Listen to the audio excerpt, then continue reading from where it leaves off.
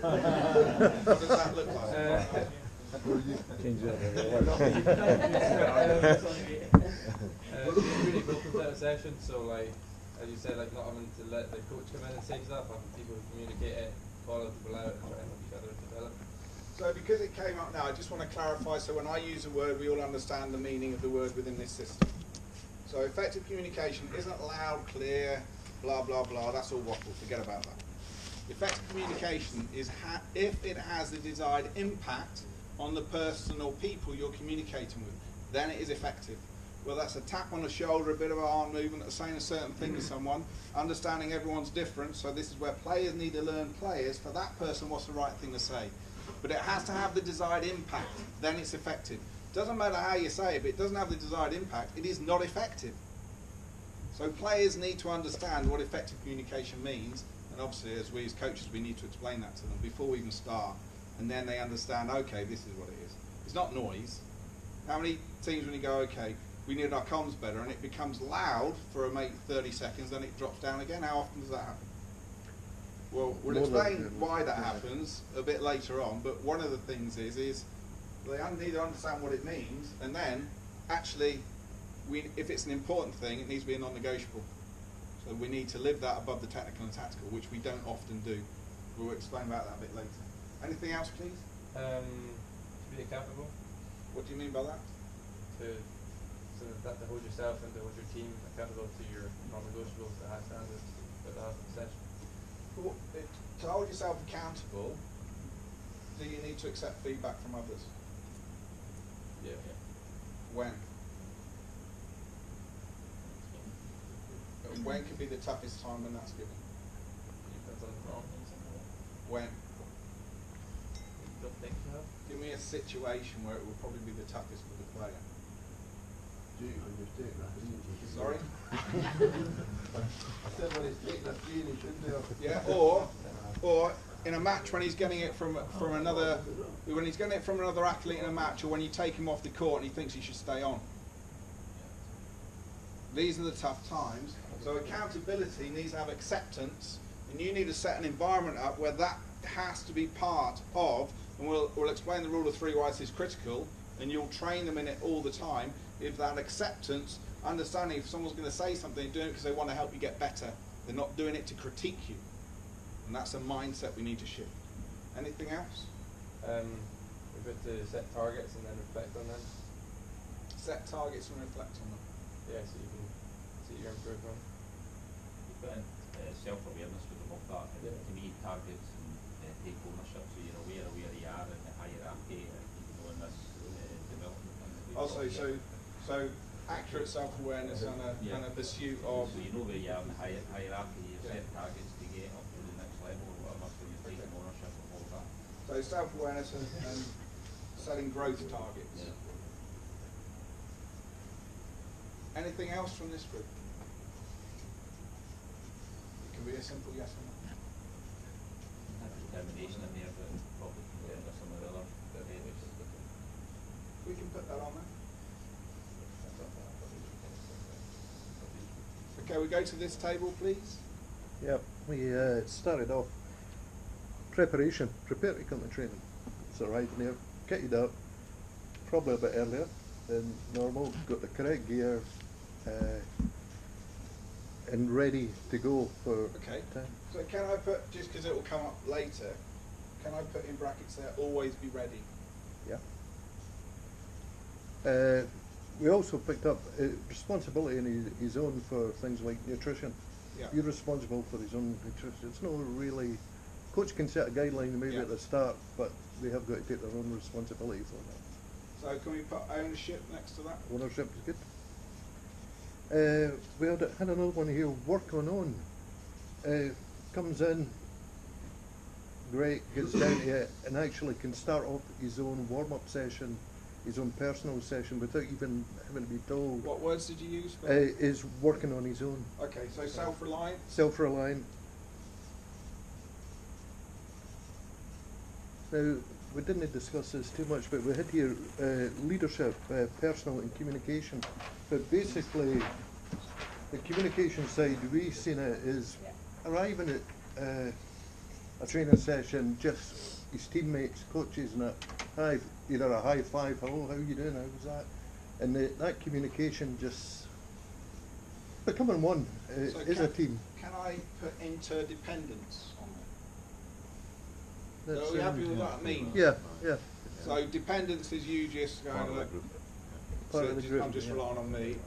Would that be? That depending on other people, go right. You know, it's up to coach to motivate me. It's up to blah blah blah. It must be my parent to pat my back. Independence is I'm just doing my own thing. I don't care about them as long as I'm doing my job. Interdependence is that, okay, I understand I need to do the best I can, but I want to get the best out of the people around me to help us be the best we can. Another one we had here is self-reflectiveness. Could go into anything, even taking a shot. I don't know, that miss, went to the right, go back, taking another shot, okay, going to the left, and just reflecting, taking. Yeah. So if we put accurate self-reflection, Yeah. then it's not emotional led. I've got here work with others. I'm not sure what we really that want to. goes on with your interdependence. Okay. So it's that Interdependence. supporting others Yeah, as well right. as Okay. I'm going to go to this table now. Coachable. Coachable. What do you mean by that? In the respect of prepared to listen, they'll take guidance, they'll look themselves to improve themselves. Yep. Lovely. Coachable. A few other things here. Lots of people who improve themselves. Passionate. People who do that. Passionate.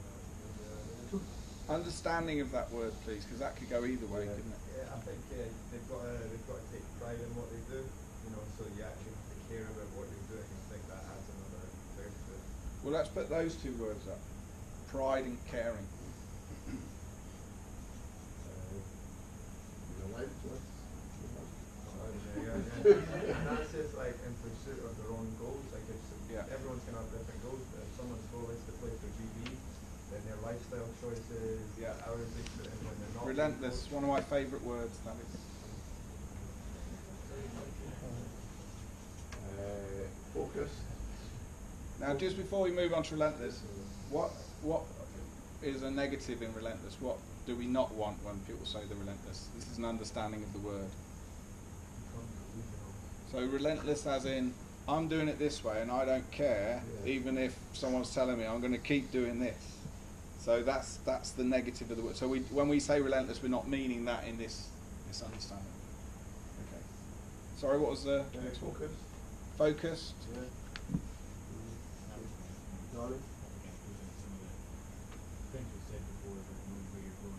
Okay, yeah. Tenacious. So can we put tenacious up there instead of focus? Okay. Spell it how you want. I normally do. The other things that have been covered. Yeah. Okay. We had a couple of different ones. Creative.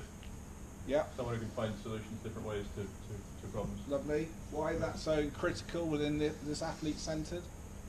Because shit will go wrong, and they have to be able to find solutions, and they don't have to, necessarily have a coach telling them how to. So this is a really important point. It means I don't have to cover it later, but it's critical. What if your athletes come up with a strategy and a way to play that is different to the one you wanted them to do in your head, but it's successful and effective? What should you do in that moment? Just shout at them until they change. Now the real answer. So one of the things we have to do as coaches is put our ego in the pocket and go, look, we are not the answers here. We are not the oracle.